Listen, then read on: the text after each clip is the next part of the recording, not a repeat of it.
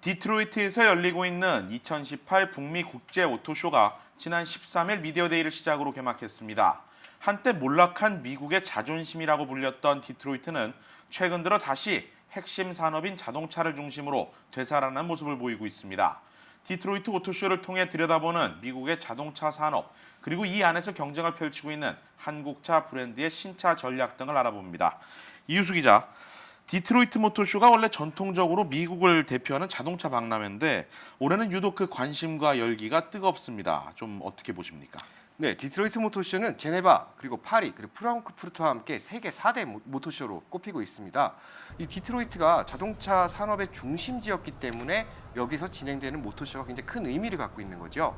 근데 지난 2008년에 그 글로벌 서브프라임 모기지 사태가 왔지 않습니까? 그때 이후로 자동차의 미국 자동차 산업이 쇠퇴하면서 약간의 위기를 맞았지만 트럼프 정권이 들어서면서 미국주의라고 하지 않습니까? 그래서 그렇게 되면 미국 산업에 다시 중심을 맞추다 보니까 다시 재조명되고 미국의 자동차 산업이 다시 활기를 띠려고 하니까 전 세계 자동차 제조사들도 다 같이 참여해서 자신의 신기술을 뽐내는 그런 무대로 활용이 되고 있는 겁니다. 예, 지금 말씀하신 대로 이제 전 세계 자동차 메이커들이 일제히 이번 오토쇼를 통해서 신차 전략 등을 공개를 했는데 좀 어떻습니까? 지난해에 가장 핵심적이었던 키워드가 자율주행이었는데 올해도 그 기류를 이어가고 있습니까? 네, 올해도 그 기조를 이어가고 있습니다. 사실 그 자율주행 차라는 것이 지금 개발 단계는 굉장히 많이 와 있거든요. 실제로 라스베가스나 이런 특정 도시들에서는 실제로 운행이 되고 있기도 합니다.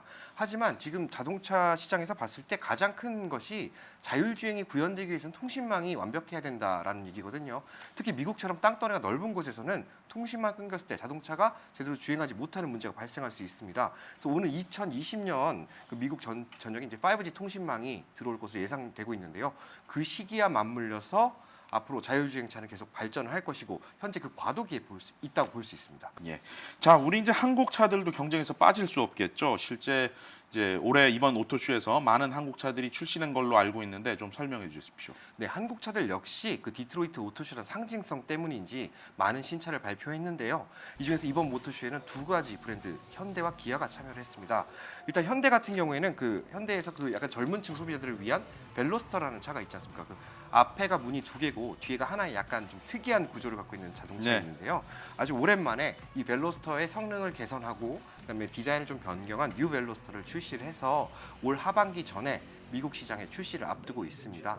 그리고 BMW의 유명한 고성능 디비전이나 M이 있지 않습니까? 그 M에서 영입한 알버트 비어만 사장이 현대에서 지금 근무를 하고 있는데요. 그분께서 지금 오신 다음에 계속 지속적으로 개발했던 현대 고성능 브랜드 벨로스터 N 역시 출시를 앞두면서 이번 오토쇼에서 완성형이 공개가 됐습니다.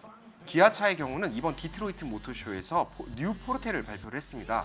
이 뉴 포르테 같은 경우에는 미국 시장의 전략 모델이거든요. 따라 생산 자체도 멕시코 공장에서 이루어지고 있고요. 올 연내 안에 출시해서 상당히 많은 판매량을 나타낼 것으로 기대하고 있습니다. 네. 지난해 이제 한국 자동차 브랜드의 판매율이 전반적으로 부진한 것으로 알려져 있는데 그렇다면 올해 시장 판매 확대를 위한 전략에는 어떤 것들이 있습니까? 네, 그간 이제 한국차 브랜드는 미국에서 싸고 품질이 좋다라는 인식이었는데요. 이제는 그 다음 단계로 잔존 가치 역시 높은 높은 브랜드라는 인식을 주기 위한 과도기 과정이 있다고 보시면 됩니다. 실제로 이제 앞으로 이제 올해 진행될 것 같은 경우에는 제네시스 브랜드가 이제 있잖아요. 현재 현대의 럭셔리 브랜드라고 알려져 있죠.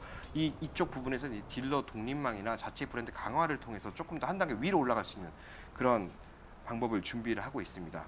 이 제네시스가 이제 앞으로 시장 판매 강화를 하기 위해서는 G70라는 제네시스가 지금 현재 출시된 게 두 가지 모델이 있는데 그 아래 위치하는 모델인데요. 젊은 층을 상대로 시장을 좀 강화하고자 하는 노력도 보일 것 같고요.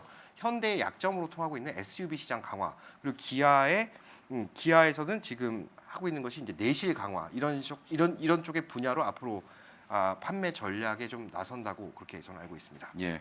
한국차의 브랜드 가치를 끌어올리고 그다음에 시장을 다변화하는 전략을 구사한다. 이런 것들이 한국차의 전략이 되겠네요. 알겠습니다. 오늘 수고 많았습니다.